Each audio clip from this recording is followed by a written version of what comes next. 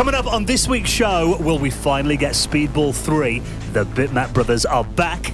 New Super Mario Land is ported to the SNES. And we chat retro gaming with the original Stadium Rave act, Utah Saints. This week's show is brought to you by Retro Gamer, the essential guide to classic games. Hello and welcome to the Retro Hour podcast, episode number 201. Your weekly dose of retro gaming and technology news with me, Dan Wood. Me, Ravi Abbott. And me, Joe Fox. And a very warm welcome to this week's podcast. Now, we do just have to say, last week we got all the, the backslapping and the hugging and the self-praise and all out the way. We are now into the 200s, but we did just want to say a big welcome because last week's show did do particularly well, I think it's fair to say. Yeah, it was awesome seeing us up there with Gardener's Question Time and all the other big shows in the kind of leisure category, which they now have on Apple Podcasts. Yeah, except we had Charlie Brooker on, obviously, last week. I'm sure you've heard it by now. Probably the biggest episode of the show we've ever done. We nearly doubled our audience last week, so there's a lot of new people who probably come into the show this week, if they hung around after it, that is. So I thought we'd just do a little introduction. We appreciate everyone that listens every week as well. You probably know. I'm Dan. I host the show. I kind of tie it all together. Big fan, lifelong fan of video games. Mainly a bit of a computer kind of background, but, love the console stuff too. Ravi's our real, proper tech nerd, isn't he? Yeah, big time. I'm into the coding and I love getting guests on the show and kind of researching and doing all that really nerdy stuff. I always feel like Ravi's like the dodgy one as well. He always knows everything about like how to copy games and how to pirate things and stuff I know like that. I know the hacks. He knows all the hacks. If his house like ever that gets raided, he'll just vanish one day. They won't be able to work it out. They'll be like, what's this old system? And Joe, our console lord, who also wears leather trousers. What? Leather trousers. Brings a rock and roll aspect to the show. I bring the rock and roll aspect to the show, apparently, but I don't wear leather trousers. But I guess I'm the console kind of guy, the 16-bit, 8-bit, 32-bit guy. And you're in a metal band. You should wear leather trousers. I don't wear leather trousers, but yeah, I'm in a metal band as well. Oh, what you wear? I can't see below the I'm desk. just wearing normal black jeans.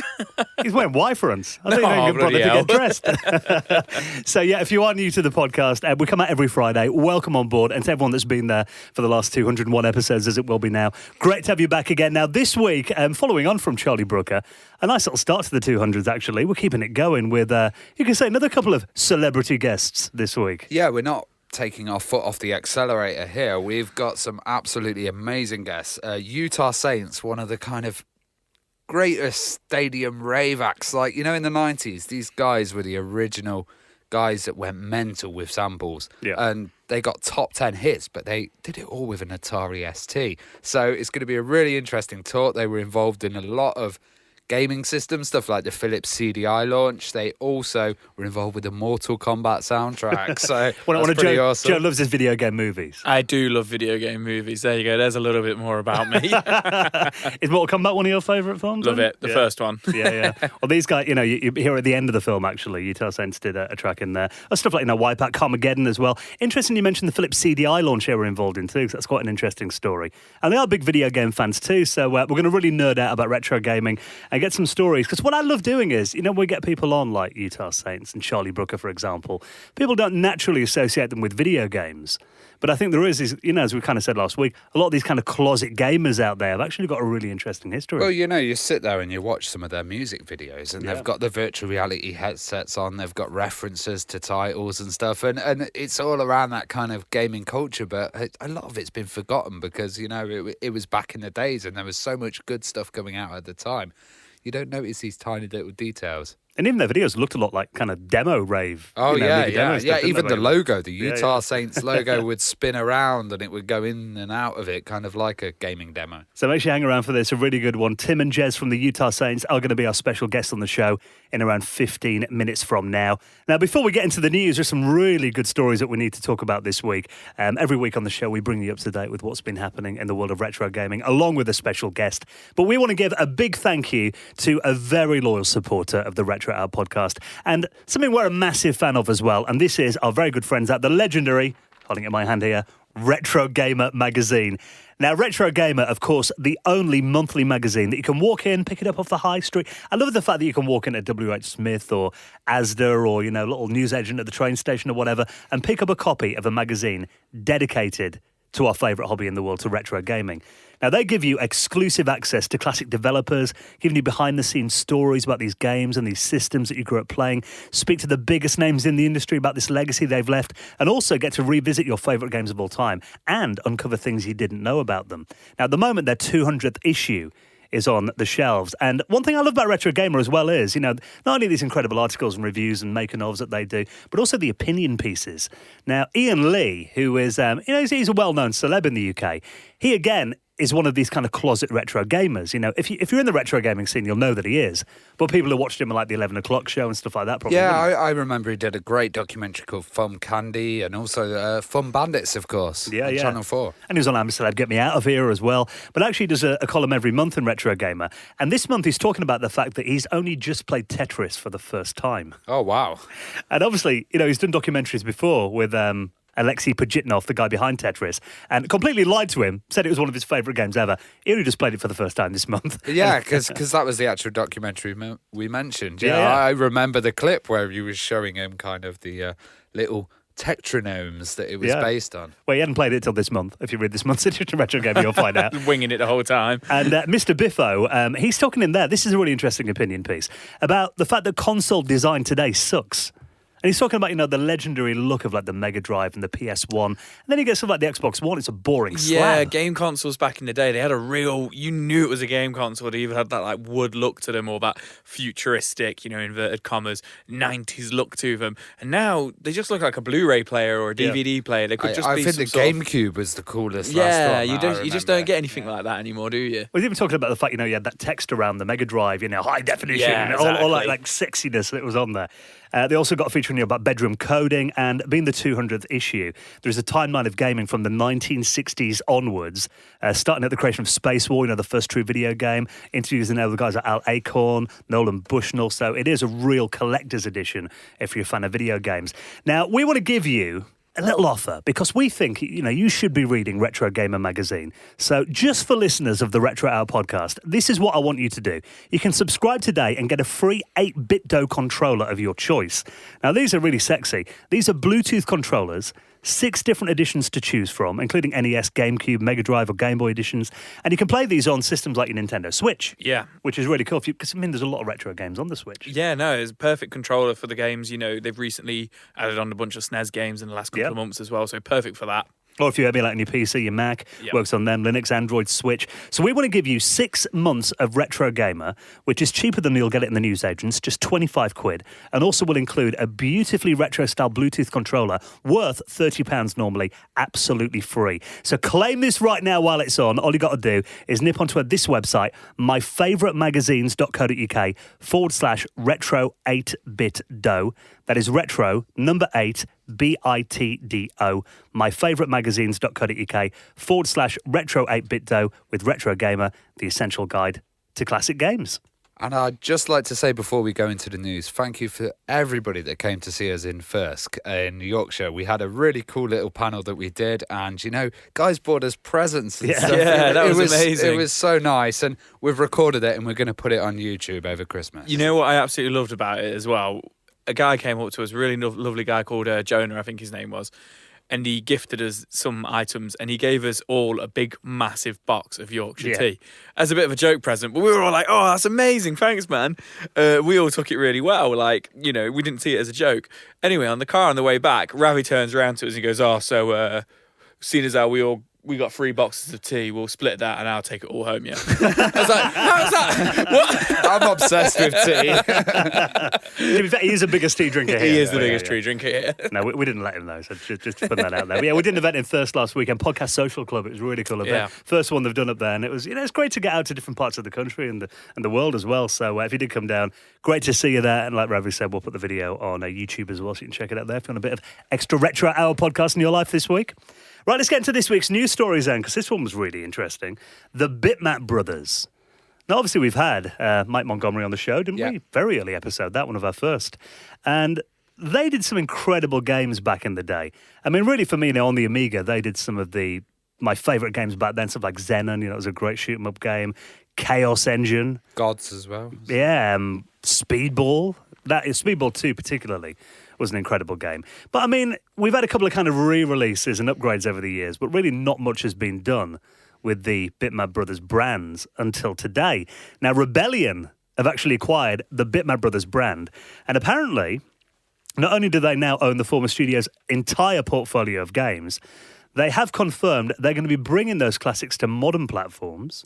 So I'm thinking Bitmap Brothers compilation for the Nintendo Switch. That's my first thought straight away. Yeah. Well, can I tell you about Rebellion? Because they're Yeah. absolutely amazing company. So I'm a big 2000 AD fan. Yeah. And for me, it was like a franchise that was kind of a bit lost. You know, they tried to release Judge Dredd movies in the 90s and stuff. It was a bit lost, but when Rebellion took it on, they did an absolutely fantastic movie that came out. They've reduxed a lot of the games. So they've done Rogue Trooper Redux. They've also got Judge Dredd vs. Judge Death. So we may be seeing like some Bitmap Brothers kind of films coming out of this, or even television series, as well as the original games, probably with Redux versions. And Rebellion do this stuff really, really well, taking these old kind of franchises, giving them a lick of paint, putting a new storyline out, and getting stuff done really, really well. Like, I don't know if any of you guys saw the Judge Dredd film, but it was all in 3D. It was fantastic. Which one? The newest one? Latest. The latest one, the 2012 one. I mean, I love them both. Yeah. But in terms of like which is actually the better film, yes, the second one is a really, really fantastic So I think film. it's great because they've got every aspect covered here. They Yep. can bring out the video games, comics, books, television as well, and film. That Battlezone update they did for PlayStation VR as well, that was fantastic. Oh, Really yeah, good. really But they are good. saying not only are they going to, kind of get the old games on modern systems, but also they're going to make new titles based on its beloved licenses as well. So I mean, that's pretty much come on. That's Speedball 3 confirmed. Surely Chaos Engine HD. It's got to happen now, isn't it? So Chaos Engine, the movie. that would actually work well as a film, Yeah, actually, yeah. I think. So, yeah, it's great to see. I mean, Bitmap Brothers, they were always, it's kind of like Sensible as well.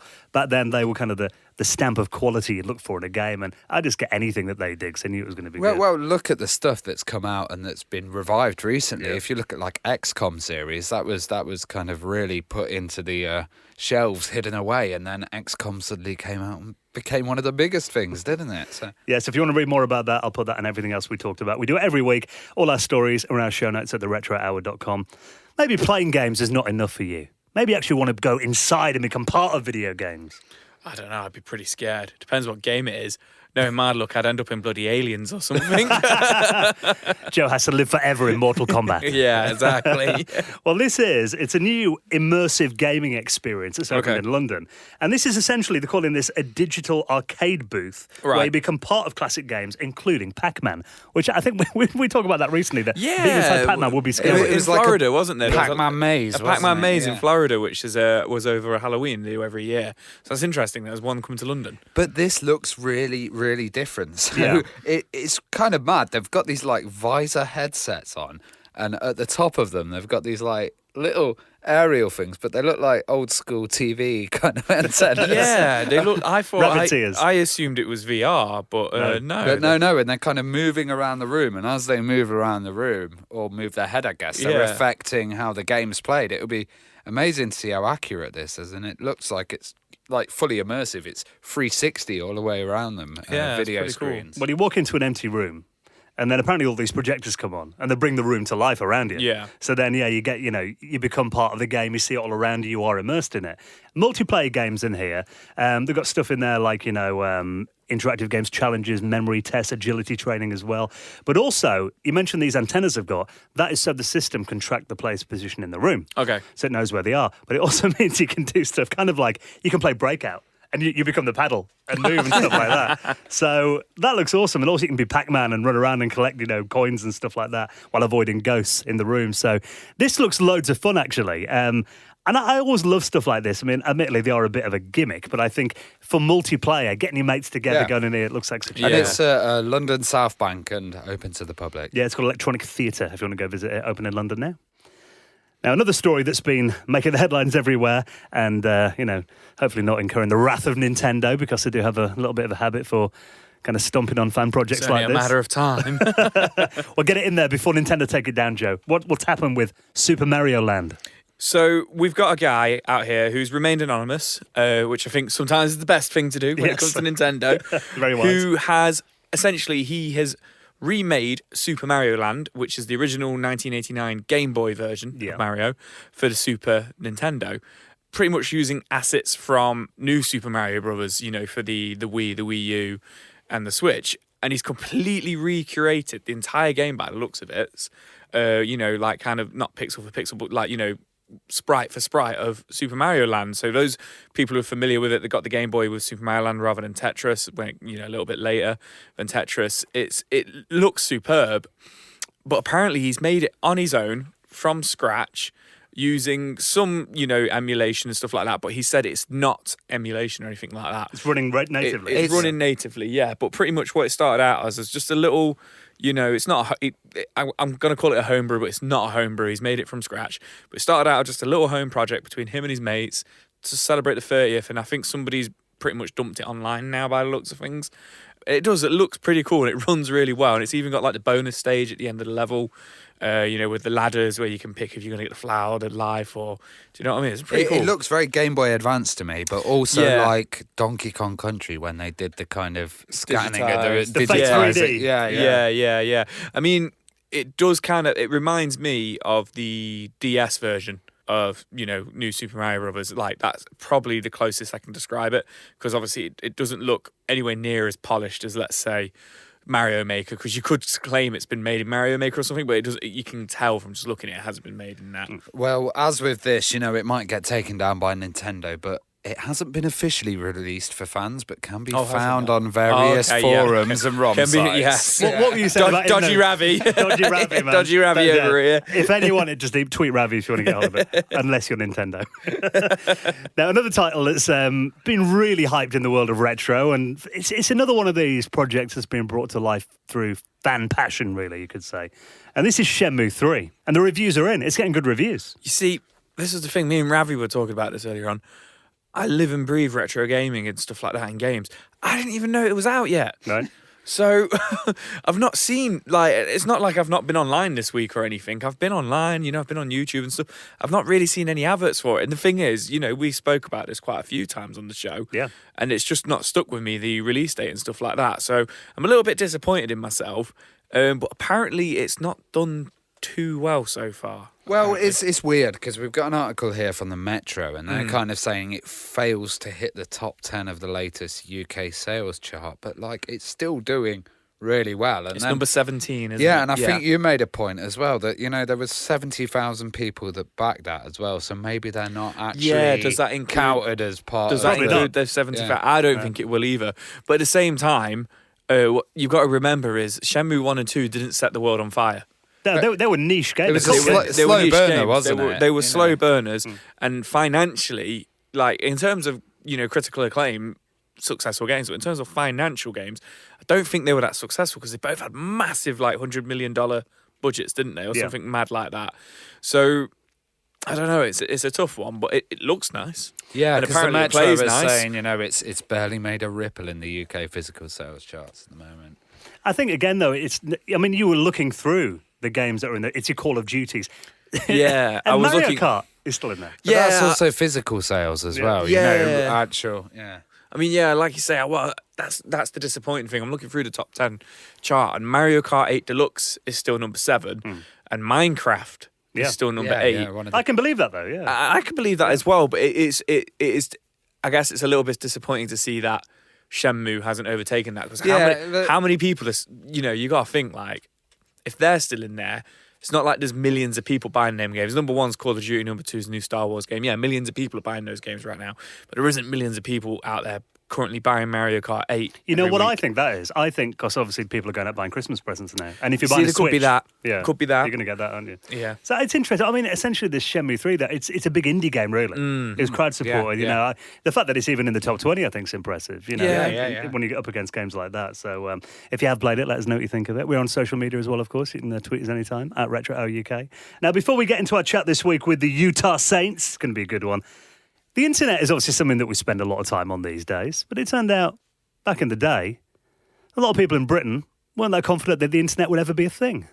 No, this is kind of crazy if you look at it now from our perspective. But there's an article here in The Sun that's talking about how there was a poll in the 90s that actually researched, adults and the use of the internet. And a lot of them were kind of saying, this is just going to be a small, little, quick thing. I've got some quotes here. And Michael Graham, 66 from Leeds, confessed he wasn't sure about the internet in the early days. He thought it was something more likely to be in sci-fi programs like Star Treks, and it shouldn't be in the homes of the nation. There's loads of little... I agree with him. Yeah, quotes like this. And, if you think about it, like, a lot of people thought it would be very hard for the older generations to get adapted to this new technology, and we've had to learn a hell of a lot. I think even the generations that are coming up after us aren't going to probably have as much understanding as the internet as the original people in the kind of dot-com boom, because they saw it come from scratch to kind of what it is nowadays. Yeah, it's an interesting point. So I guess, we've got experience of building GeoCities pages and Notepad and that back in the day. I guess now if you're a kid, the internet's just there, isn't it? It's like TV. You maybe, I don't know if you take it for granted almost. It's just always there. It's just, like you say, I guess it's a difficult one because back in the day, people, decades ago and stuff, they would have seen TV in the same respect some people would have done. But like you say, now people, younger people and stuff like that, the internet's just the internet. It's just there. And everything's so connected, like, smart meters, light bulbs. House, light bulbs, absolutely everything. Washing machines, on Wi-Fi. And I can see what these guys are saying. I mean, you've got to put, like you said, in perspective. This was done back in the 90s. And a lot of these people are talking about, I mean, they're already in the 60s and stuff then, what we class as silver surfers, I believe. Are actually a big demographic online these days. But I mean, you probably would think it's, if you didn't grow up with computers and stuff, I can see why people might have thought it's just a bit of a novelty. So when the internet first came around, do you remember they were selling it as the internet? It was the information superhighway. Yeah. So you go on it, just be like, encyclopedias and stuff like that. So you wouldn't think that it would be as ingrained in our life today. Well, a lot of people were saying, when it first came out, it seemed like it was a governmental service or it was a service for researchers. Or like it wasn't library books. Yeah, and it wasn't something for fun. No, I guess so, yeah. Right, we've got our retro picks coming up in just a minute, and we'll go through this week's Hall of Fame as well. Enjoying the show? Why not check out some other great retro gaming podcasts like Retro Asylum, RGDS, Maximum Power Up, Arcade Attack, Arcade Perfect, and the 10 Pence Arcade. See, it's not just us. There are plenty of other retro gaming podcasts out there if you want to get your fix throughout the week as well. So all you've got to do is give them a quick search in your favourite podcast app. You'll find them. Now, let's give a big thank you to the people who allow us to come in and do the Retro Hour podcast for you every single Friday. Get these incredible guests, do these incredible events, and will keep us going into 2020. And these are people who found it in their lovely hearts to make a donation into the running of the show. And anyone that does that, I mean, it's dead easy to do it, Joe, isn't it? How do you get in the Hall of Fame? Oh, bloody hell. You've got me again. I have to test you on this. So you go on our website. Yep. What's your address? www.retrohour.com. That's retro. The retrohour.com. Sorry. So, theretrohour.com. It'll learn, yeah. I'll get there eventually one day. You see, this just goes to show how often I donate. And you have got a supporters tab in the top corner. You click on there and literally you can support through PayPal, any currency, you name it. Any sum of money goes directly straight back into the running of the show. There you go. What do you think? B-? Yeah. On the test? Just needs to get the URL right. Yeah, get the URL right, yeah. We'll test you next week again. Yeah.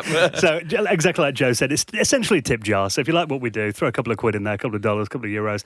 Keeps us going into 2020. And for doing that, you'll get a shout on the show, just like Christian Dish, Peter Matteson, Gareth Murphy, and Tom Fitzgerald, who all made donations into the running of the show. And you can do the same at theretrohour.com. That's the one. Way. Right, let's do our retro picks. Now, these are every week. We do a little retro recommendation, stuff we've seen during the week. It could be videos, it could be games, it could be articles we've read. Kind of something that's maybe not, doesn't deserve a full news story. It's not that big, but something we find interesting.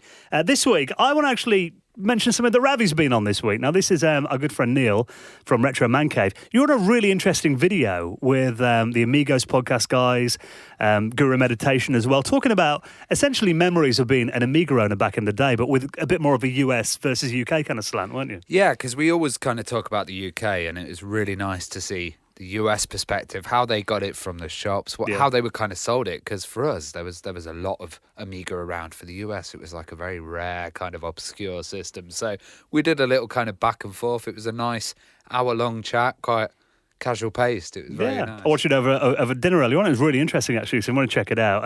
It's about an hour, like Ravi said. Link in the show notes. What have you been watching this week then? Yeah, so I've been watching this absolutely fantastic channel. It's called Radio Workshop, and the website is www.radioworkshop.co.uk.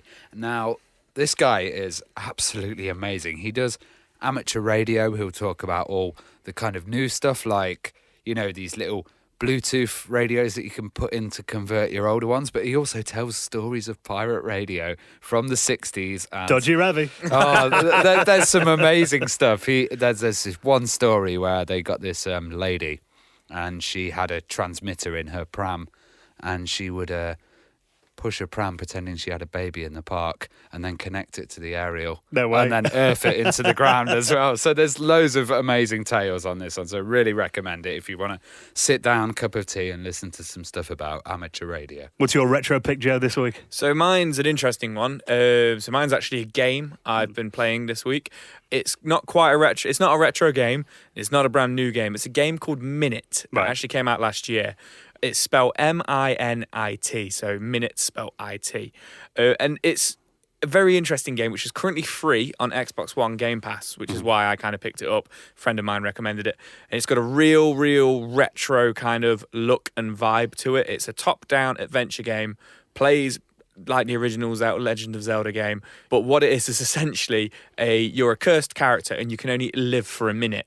Right. When a minute is up, you die, and you have to get as far as possible. But there's dungeons and only little dungeons and puzzles throughout the game, and it's very Monkey Island-esque. It's like there'll be a guy asking for water, so you go do a quest and you find a watering can, but then the watering can stays in your inventory after the minute is up. So it's just a really cool, cute little game. My wife really got into it as well. So if you're on Xbox One, it's on Game Pass at the moment for free, and it's on every other platform: Switch, PS4, Steam. I think it's only a couple of quid anyway. Sounds challenging. It is challenging. Yeah. It's good. I've spent about an hour or so on it. Apparently, it's only about 3-4 hours long anyway. Really interesting game.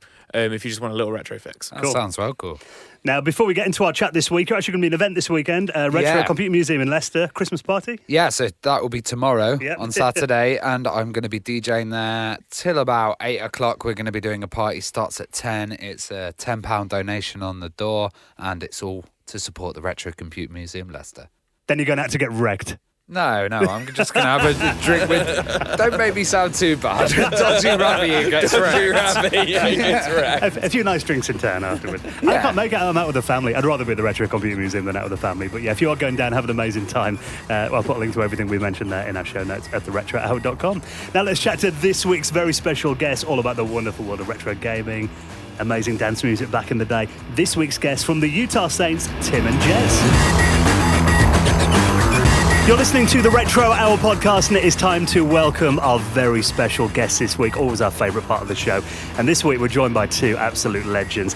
I've got to say it, Jez and Tim from the Utah Saints. Welcome to the show. Hi, thanks for having us. That's cool. That's good that we don't get that very often. I was going to say, but you've never heard that before. No. Well, I mean, people will be aware of your incredible career in dance music. And they might be thinking, so why are you guys on a retro gaming podcast then? But you guys have actually got quite a big history with gaming.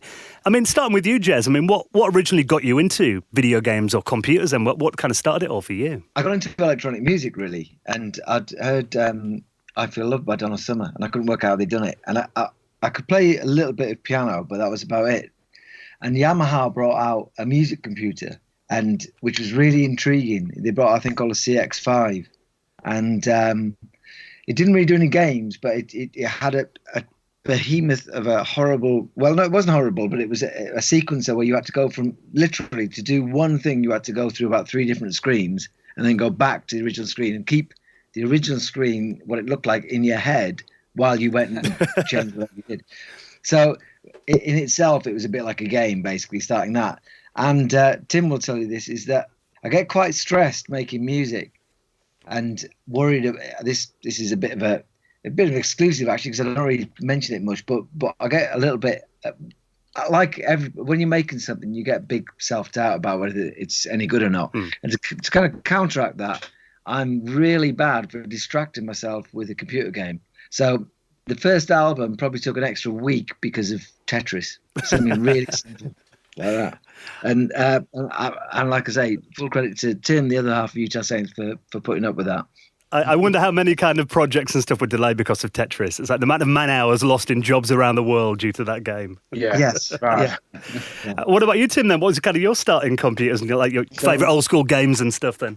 So I was quite geeky. I remember having I had the ZX80 and the ZX81, the Sinclair, and they used to go buy a magazine from the shop called Computer and Video Games, and they used to print out all the games, and you'd have to type everything in. You put in all the code, and then you hit go at the end, and then it didn't work because you'd missed a space out in one little lettering, or just it was so technical. So that was my first sort of entry into it, and then I just couldn't be doing with it. So the first ever game I got was a thing called Intellivision, which was by Mattel, and everybody else all my friends were playing the Atari, and my dad got me, because they were a little bit more expensive. They were about, I remember at the time they were like £200, and that's a lot of money for a game back then, and it's a lot of money now, so it's equivalent to probably about £600-700. But I got one of those for Christmas, and I was totally hooked on it. Just while Tim was talking there, I remember that Sonic the Hedgehog, and when you talk about Sonic the Hedgehog now to people, and say when you switch the game off, you lost all your progress. I can just see people's faces of disbelief. But that was again something in which once you embarked on that, you had to keep going for several hours to get to the end, as you may or may not know. Yeah, we had to leave the actual machine on, so we'd do a level, leave it on for a day, and then go back and then play the other level. Yeah. I think I've got a memory from when I was a kid of the TV setting itself on fire. So ever since then, I've got a slight paranoia about leaving things on overnight. Well, I've been talking about computers that you used in your production. The Atari ST. I know so many producers credit that computer as being a big part of developing their sound and integral in their studio. Was that a big machine for you guys in the ST? Yeah, we had the Atari 520 and the 1040. All our first album was done on it. So What Can You Do For Me? Our very first track was done on Atari, running Cubase, and so everything was basically MIDI'd out of that because it had the built-in MIDI port. So it was great for that, and the timing. We say by this now, swear by this now, that the timing on the Atari is still as tight as anything out there now. And when we switched over to Macs, we felt like the MIDI timing on the Atari was still better. So it was a massive part of us. And What Can You Do For Me was made basically with an Atari running Cubase, an Akai S950, which had about 15 seconds of sampling time, and then we saved everything on floppy disk. Yeah, because I know a lot of people say that. Cause other machines, like when you got the PC or the Mac, they needed sound cards and that kind of thing on MIDI cards that you slotted in, but the ST had them on board. And I noticed actually I was watching a video of Fatboy Slim's studio, and he's still got an ST in there. Yeah, and he had a pretty similar setup to us, and he actually switched over quite late in the day, because I remember things like Rockefeller Skank and Praise You and that, they were all made, as far as I'm aware, he still made those using all the outboard gear, and he was using the Atari, and it's only really late in the day that he switched over. And it's kind of one thing I've always been wanting to do, because we've still got all that equipment, and the Atari, we've got about 5 or 6 Ataris, and they just about start up. Sometimes you have to kind of switch it on and you leave it for about 40 minutes and you can just about boot it up. But it's really tempting just to get everything out again and just try and recreate a track on it, or just make something, because it was great fun making records that way. You were limited with the equipment you had, so you had to be kind of your ideas. It's all about the idea, which it still is now, but whereas sometimes now you can just draw from so much stuff and use plugins for this, plugins for that. You just, if you've got just like a computer running the MIDI and a little sampler, then it's only got 15 seconds of sampling time. You've got to be really creative to make a whole track out of that. Well, when Cubase came out, was it completely revolutionary for you? Because I know we had bars and pipes on the Amiga, but Cubase coming out must have kind of made you change your setup, expand, add more effects. What did you use before Cubase? You used something else, didn't you? It was the Yamaha CX5 I was talking about, and then we moved to a very basic thing called Steinberg. It was made by the same people who make Cubase, but it was Steinberg 12 or 12-track thing or a 24-track thing. I went for the 12-track because it was cheaper. But basically, I mean, the reason the Atari was kind of, completely solid was that it had a MIDI port out, and you just ran a sequencer from the Atari, and then everything else was chained together with a whole kind of labyrinth of MIDI cables. So you hit go on the Atari, and it just sent all this information right out to all the outboard. And everything's done in a box now, but at the time, the Atari was kind of the brains of it. And it was a big shift for us because it meant that we could do more tracks and we could work a little bit quicker as well. So it was the early Cubase was a real revolutionary shift. And I think there is something about using real hardware as well. I mean, I think Chemical Brothers' recent album, they went back to using physical hardware rather than, just Pro Tools, that kind of thing. So I guess there is something like, a bit warmer about using actual hardware. There's a massive revival. I mean, if you look at the moment, there's a company called Behringer, and I was talking to Jez about this earlier today, a company called Behringer, and they've made like clones of everything, like the 303, the Roland 808, and they're well made and they're really good. And they made a Moog one as well, and an SH101 Roland and stuff. So all the classic analog units that were brought out in the day that people were using, you can get modern day versions of them now, which are all really, really good. And so there's a massive revival on that. And people kind of went through a period of using loads and loads of plugins, but I think it is going back to a lot more hardware now. Well, talking about that, you kind of mentioned you've still got your STs. Do you dust them off and pull them out when you need to do a remix, load up the original sound files? Yeah, we do. Because a few years ago we did a remix of, we brought What Can You Do For Me out again in 2011, and we had to get the Atari out then and just try and get the MIDI stuff. And a lot, it's scary though, because literally 50% of your floppy disks, you just load them and it'll say bad data, and that's game over. So sometimes, luckily, we did make quite a few backups in the day, but half the stuff has just gone through time, and half of it is still there. So if we can find it and track it down, then we use it again. But we did save absolutely everything. We've got all the DATs and we've got all the floppies. But like I say, half of them have kind of just worn out basically over time. That's the thing with physical media, though, isn't it? It's got a shelf life. It has, and I think it's weird though, because I think it'd be interesting to see what happens with digital stuff, because I think people will lose loads of stuff as well, because computers. A lot of people don't. I mean, it's the most basic thing, but a lot of people don't back up the hard drives, and then you can just store everything on, like music, photos, everything, and then suddenly a computer can die and you can just lose everything. And I think there'd be a massive void, looking back in the future of stuff that's just missed. Well, you guys obviously ran some clubs back in the day as well. I mean, how much did kind of the rave and computer scene cross over back then? Well, yeah, we basically both started out as DJs, and like Jez said, it was an industrial band, but he did DJ as well. And I DJed. I was in like the Technics DMC thing back in like 87, and then 88 I did it again, and I kind of got into the sort of last 10.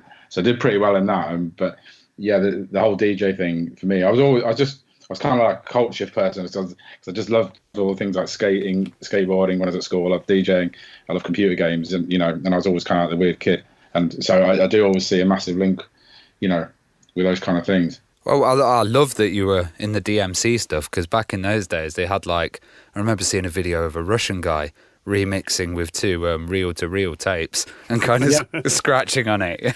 Yeah, and then it kind of, the thing about the DMCs is you have to just, it's like anything you do now, if you want to be the best at it, you have to devote, it's like you can DJ and do a bit of scratching, but if you want to be the best, you can't, it's very difficult to sort of produce music and go out and do other things. You just have to stay in your room and scratch all day. It's like if you do computer games and you want to do the best computer games, you have to sit in your room all day and just concentrate on that. Because to be the best in whatever you do you know what I mean? It's like you can have a good sort of skill rate of everything, but to be the best. And I realised MC thing, you kind of don't get nothing for coming second in that. You win it and you do really well, and everybody knows about you, and you can kind of get a career off it. But if you come second, no one's interested. And just to pick up on the club thing as well, within Utah Saints, we always had a really tech savvy kind of people who are into music tend to be very tech savvy, and as a result, I could still remember they'd always be interested in technology. And I can remember one guy in America turning up, and he'd made an entire jacket out of circuit boards. Although, as a fashion item, it perhaps wasn't the kind of at the top of the fashion tree. It was very interesting. So did you have any guys actually like going into the hardware and like looking at it at all? Because I remember a lot of the reggae artists used to build their own synthesizers, and that would create some kind of crazy sound, and like dub came out of that. Yeah, I was just going to say, I think we only circuit bent things by accident. Usually it's just like we broke something and then it started making a different noise. But we didn't do anything on purpose. You know, when using the ST to create these big hits back in the day, I mean, did you do much post-production on the tracks then afterwards? Basically, we used to have to, whereas now you can kind of like recall a mix. You can do a mix and you can finish it and you think, right, I'll just listen to it in the morning, check it on fresh ears. And you just switch everything on and you saved it. What we had to do back then in the day was everything was coming up a big desk. So we'd do the track and we'd put it down and we'd send it off to London. We'd go down to the station, put it on the Red Star on a DAT. So it'd go on the train overnight and arrive in London in the morning. And then sometimes if we had to get on with another job in between, we'd have to just almost like take a photo of the desk. We'd want to get on with something else. And if someone came back and go, oh, you need to go back to that mix and change it, we'd have to try and replicate what we had exactly. We'd never get it exactly the same. Well, also, where did you guys get those kind of screaming crowd samples from? Because I used to play a lot of games and like when you'd win, a screaming crowd sample would come up that sounds pretty similar to the ones that's in a lot of tunes. Allegedly similar. Allegedly. We couldn't possibly tell you where we got our crowd samples from. So allegedly things sound similar. Back when we started, there was a lot of confusion about sampling, and people used to say, "Oh, you could take this much, and it's fine. You could sample 2 seconds or whatever." But that's never been the case. Every sound is copyrighted once it's embedded. So we would never, of course, sample something that we weren't supposed to. But again, I've just remembered something about the tech-savvy audience as well, is that what I can tell you, and again, I don't think we've told anybody this, but Steve Lamacq used to be on Radio 1, and he used to do it was the earlier days of the internet, so I don't know when it would have been, maybe mid-late 90s, something like that, and he used to do a thing where you could vote for a track, and he would play the track that got the most votes would get played. And I can't remember. But anyway, they had 4 tracks, and it was all a bit of kind of just a bit of fun, really, because he always used to play all 4 tracks anyway. It's just that whichever one won, he would play at a certain time. And then so some of our more tech-savvy kind of people who are into Utah Saints would somehow manage to make some little JavaScripts, which they then could just leave on all night. So if we got involved with, say, a couple of guitar bands and there was a competition to who got the most votes, they would get like, I don't know, 1,000 or maybe 1,200, and ours would be pushing 20,000 because we had this little JavaScript going all night. So, there was definite advantages of having a kind of that link between technology, games, and just generally people who are interested in technology. Well, speaking of games, I mean, if people have a look on YouTube, and I'll put a link in our show notes, you're actually on GamesMaster. Now, you're on there, and you actually won a golden joystick. Yeah. Tim won the golden joystick. Yes. I'm over it now, but Tim won it.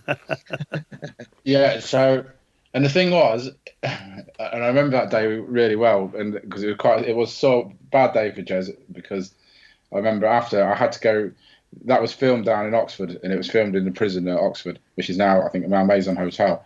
And afterwards, I had to go to a wedding that day, so I kind of blew the wedding out, which is people who are into GamesMaster totally understand why you blow a wedding out to go on GamesMaster to get the golden joystick, which is more important than the wedding. So, but I had to get back to the wedding, so and the wedding was near Leeds, so I got a taxi, but I didn't have any money, so Jez lent me the money for the taxi. And I remember it was like 150 quid it was, and I found the receipt last year. So I still haven't got it back. He sent it back. But the game itself being on GamesMaster was a brilliant experience, though. We didn't have any. It was WWF wrestling, and I think I was Randy Savage. I remember that because of the name. You zoomed in on that name as well. Yeah.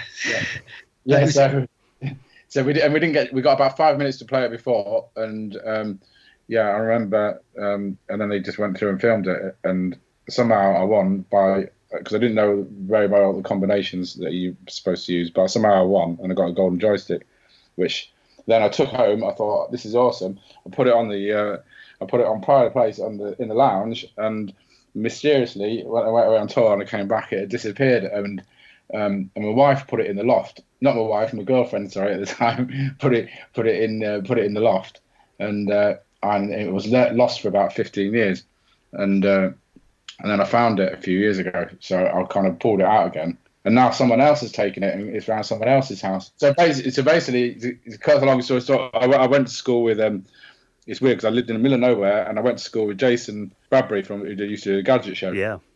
So we went to the same junior school, and I'd always kind of kept in touch with him. So Jason's sort of he lives about 20 miles away from me now, but so he saw it. He came over and he didn't realise I had a golden joystick, so he's got it now.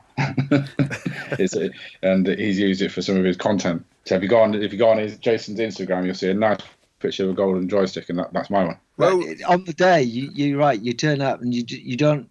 They switched. They told us we were playing one game, and then about 5 minutes before we were due on, they switched the game. I don't know if it was a legal thing or just so that we didn't get in some sneaky practice.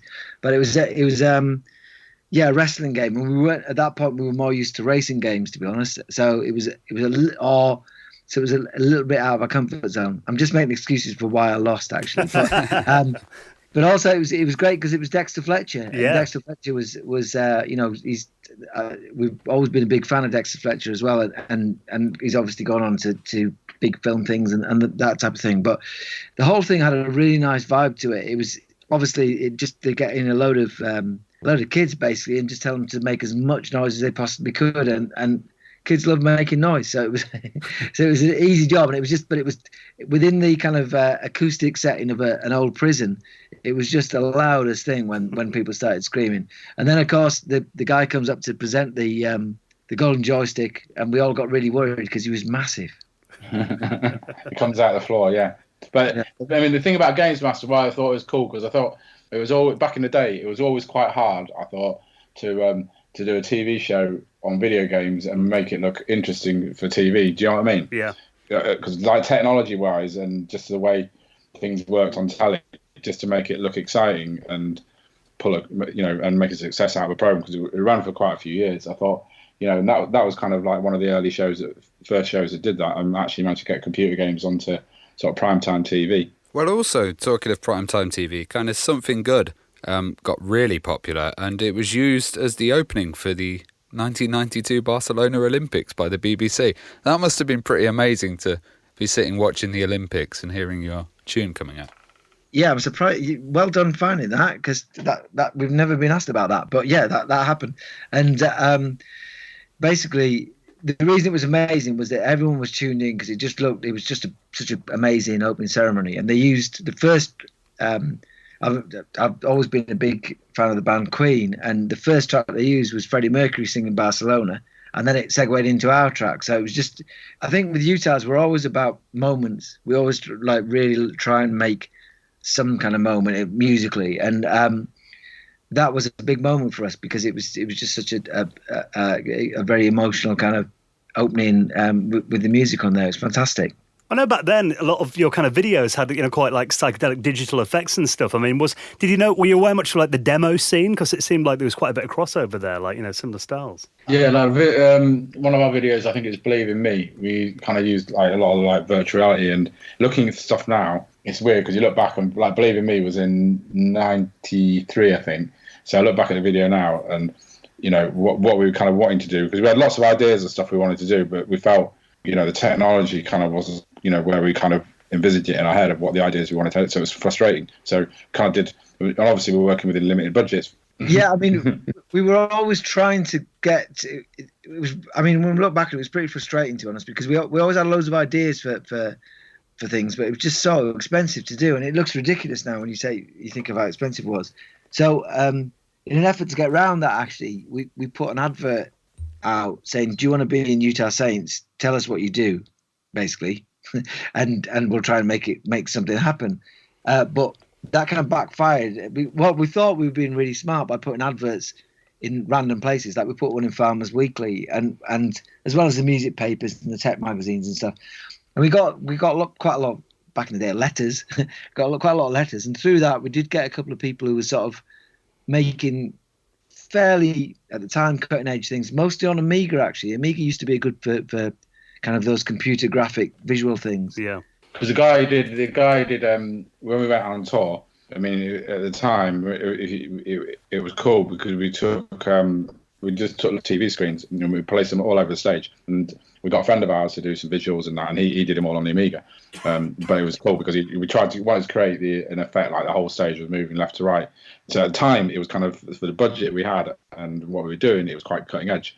But, whereas now look at Eric Prydz and the Chemical Brothers, what they're doing, and, it's like mind-blowing. Yeah, and mentioning the Amiga there as well, there was a game for the A500, Burning Rubber, and they had a really cool Utah Saints intro. I remember that. How did that happen? Well, it's funny, that one, because that is, like I said, we were making a list of the games we're trying to remember, and I, until 5 minutes before this call, I did not even know we were on that game. So you maybe could tell me about that game, because I have no idea what it's about. Obviously, it's a car game, I think. Yeah, well, I read that the guys were in a gig in Newcastle, a Utah Saints gig, quite a small one, and they ran up to the manager and managed to get his number, and then eventually that kind of intro happened.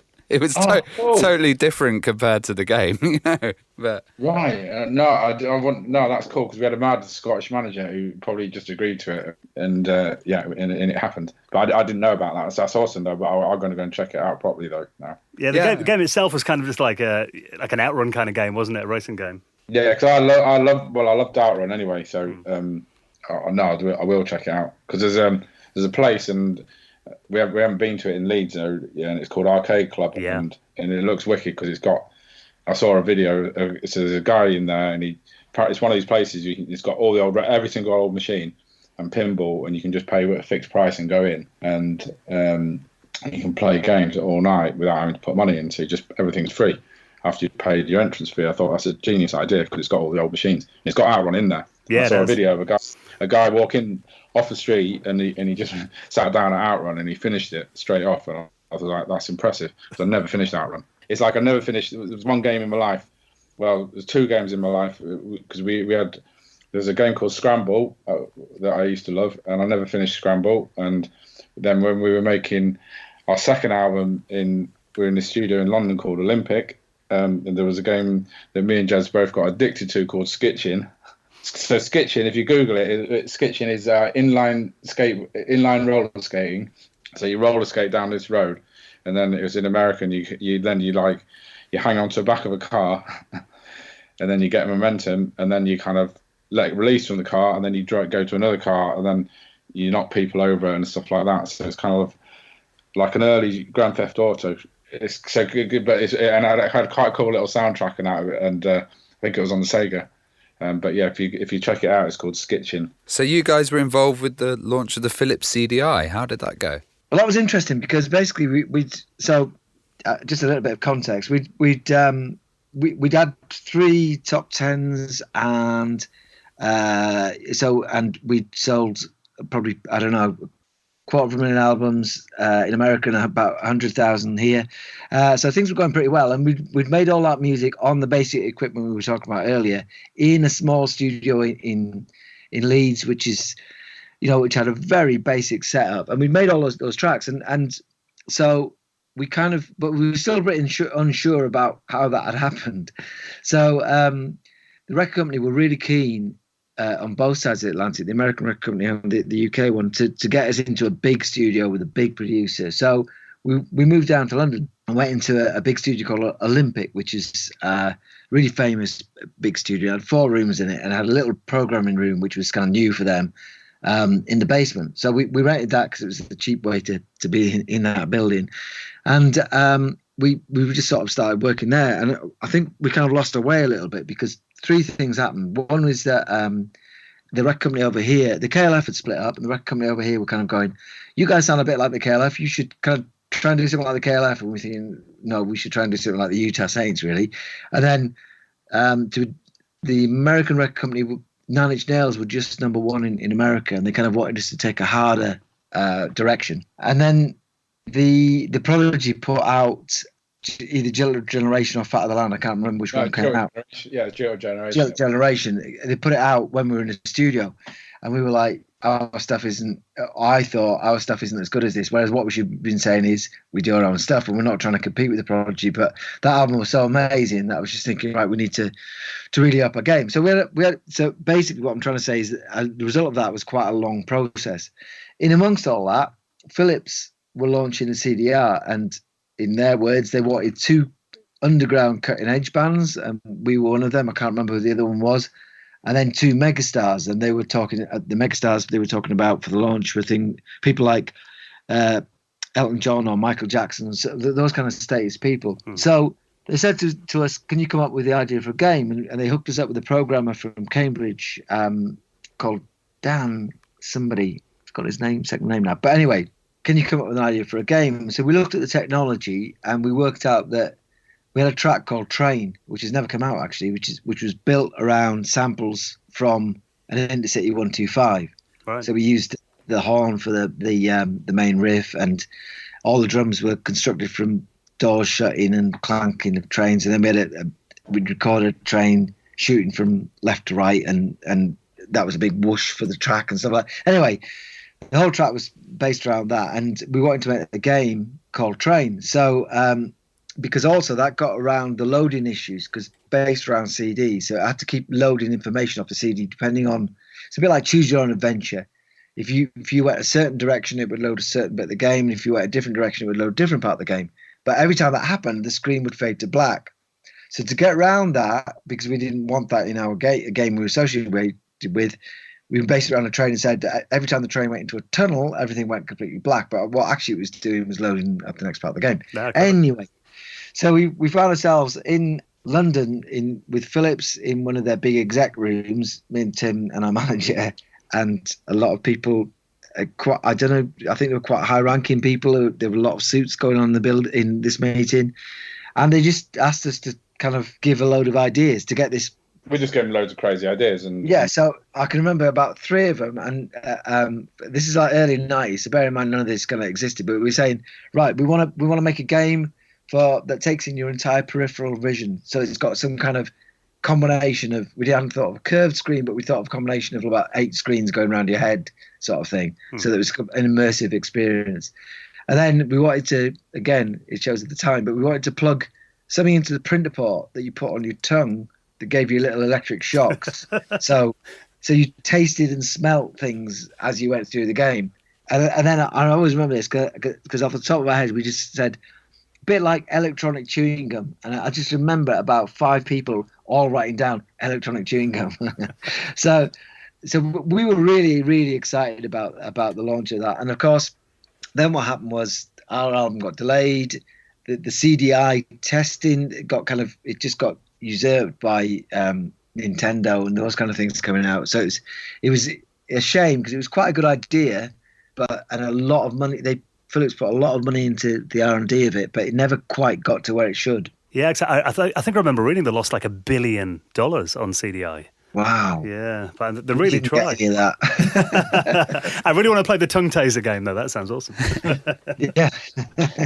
No, because at the same time, I remember because we renegotiated our contract, and I remember sitting in the meeting and we were trying to get something in our contract for. Because they did different royalty rates for CDs and cassettes and vinyl, and we were trying to negotiate a royalty rate because we said in the future there'll be no moving parts, and they were like nah, and they wouldn't put anything in. So obviously now music's on USB, and but at the time they were like, no, that's not going to happen. Yeah, we were trying to present. It's called future formats, and we were trying to generally future formats to recoup R&D in record contracts. Generally, future formats would have a 0 royalty rate, and so basically you kind of said, if something new comes along, we won't take any royalties on it.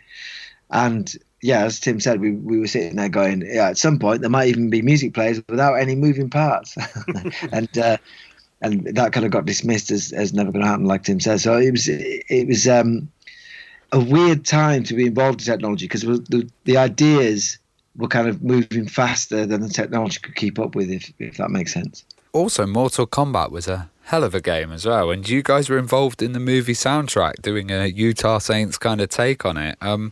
Yeah.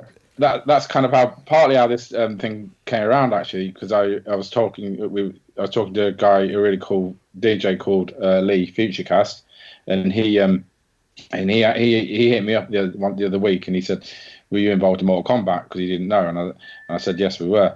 And I was talking about it, and then he sent me this little video clip, and I nothing about this thing called trackers, where people kind of recreate original movie, original video games on a tracker. And so he sent me this clip of somebody playing the track from the Mortal Kombat soundtrack that we did for the end of the movie. And he said that people were kind of discussing this on a forum in the dark depths of the internet. So, it was really cool that we did it. Now, I'm really pleased we did it. But at the time, both me and Jez didn't want to do it because we didn't like the riff from the game. And we had to use the riff from the game, you see. So finally, we thought, okay, we'll do it. So we went into the studio outside Leeds and spent 2 or 3 days on it. And then it ended up being on soundtrack. And funnily enough, that is... Out of all the, we've been on lots of compilations. We've got quite a few gold discs, silver discs, and that. It's the first time we've ever actually got a disc. So it had pride of place in our studio because the actual soundtrack ended up selling over 1 million copies. Were you fans of the game? Yes. I had it on the Mega Drive. Didn't it come out with a certificate? Wasn't there a bit of an outcry about it being too gruesome or something? I think that was like one of the games that introduced certificates. Yeah, they brought them in because of that game. Yeah. I mean, again, when you look back on it and just, it sounds like we're talking about something like 400 years ago, but it's odd that it wasn't that long ago, and you wonder where we're going to be in 25 years' time, and we're just going to zap information via our eyes or something. I don't know. And how we play games is going to be completely different. But yeah, that game, it was because of the way some of the characters the head fly off or something. Fatality moves, you could rip the spine out and all sorts. Yeah, that was it. Well, you also did some soundtracks for other games, so like Carmageddon, TDR 2000, also Wipeout Fusion. How did you get involved in these titles, and what were the differences needed in creating a game kind of tune or soundtrack compared to an album? Well, Carmageddon, TDR 2000, for starters, was particularly pleased with that because we did this track called Hands Up, and we sampled Nick Cave basically, and nobody really sampled Nick Cave at that point, and I don't know if they have since, but we've done it. We made sort of effectively a 160 BPM Gabba track, which is not the way a lot of people perceive. It's not a track that people would immediately associate with us. I think we played the record company, and as a joke, kind of said, "Yeah, we've got another 5 like this," and they just went a bit white, as a bit kind of. They looked a bit shocked, basically, and sort of because they didn't want tracks like that. But it fitted for that game. It fitted really well. How all these things come about, sometimes it's who knows each other, but we didn't have any direct contact with the game developers at all. But we were just so happy to get tracks on these kind of games because they were kind of quite a lot of these games were kind of fairly cutting edge at the time as well. Well, one really cutting edge title was Vib Ribbon, which was like this kind of crazy game where you could put your own music CDs in, and then notes would turn into the levels, and you were this mad rabbit. How did you get involved with that? As soon as someone says exactly the words you just said, we're there. No, Vib Ribbon.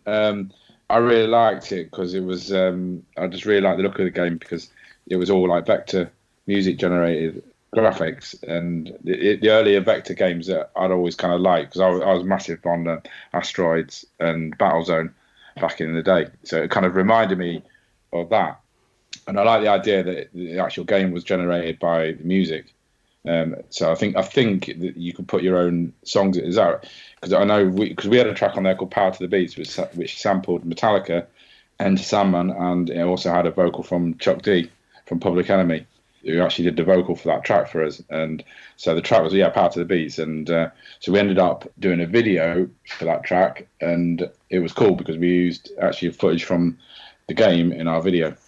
So I was always surprised because I think that game's more of a cult game. It never was a massive game, but I think it's quite a cult game. Yeah, because I think you could select the tracks that were already on there, but then additionally put your CD in, and the tracks would be a lot harder than the ones that are originally on it because it would just be a generated kind of sequence. Yeah, exactly. Because it was all responding to the music, wasn't it? The game, and on the surface of it, it looked very simple simple game. Because I remember there was quite a lot of debate about whether was it a Sony game, I think? Yeah, I think it was, yeah. Yeah, and there was a lot of debate about whether or not it was too simple for a game, and it wasn't, the graphics were too basic. But it was a really addictive game as well. It was really clever. Well, guys, you've always been at the cutting edge. It's been wonderful to kind of get these stories about, your history and the amazing experiences that you've had during your career. What were you guys working on at the moment then? We did Radial G. We did a game called Radial G for the Oculus more recently. I don't know if you've seen that. It's like it came out about 2-3 years ago, and it's basically for the Oculus, and it's a little bit like Wipeout, and it had that feel to it. So we did a track for that, and then we're currently working on new Utah Saints things. We work very, very slowly, and then to be honest, a lot of that is to do with just when we feel it's right to start making music. And at the moment, there's a big movement for kind of the sound where we started, and we know that sound really well, and we know the music really well. So it just seemed fairly obvious for us to start properly making music again, which is what we're doing now. Yeah, I think you're right. There's been a big 90s revival in the last couple of years. Yeah, we were in the car going to an event, and every single sample was kind of 90s remixes. On Radio 1, yeah, everything we heard on New Music, it was all 90s samplers. Yeah. It's like 90s, it's 90s stuff, but it's kind of done with like different production and and a kind of modern take on it. But it's weird because we were there at the start and we're making it, and we still we're still out DJing, and we curate a stage at a festival called Beat Herder, which is up in Lancashire. So we're still kind of right on top of the music, and like we haven't put anything out as Utah Saints probably since 2011, but we only sort of feel like we want to put something out when we feel we've got something to say. And we've kind of both gone off and done different things. Like I've got my own label, and Jez been back to do his masters. So it's kind of like we had other projects that we wanted to do, but we kind of just got back into studio and started doing some new music. So we're hopefully going to get that out next year. It'd be nice to do some more video games as well, because the only thing I find about the video thing is now that a lot of the games, they're almost like feature film productions, and they've all kind of got their own internal sort of network of things. So the music, so I understand that. So it's a different approach now taken with the games, I think. But it would be nice to do something again, because we did, the FIFA 2001. So maybe FIFA 2021, 20 years on, it'd be awesome to have a track on that. They need to get on it. Yeah, they do. Well, Tim, Jez, it's been a pleasure having you both on the show. Thank you so much for joining us. Thanks, guys. Thank you very much, and keep up the good work.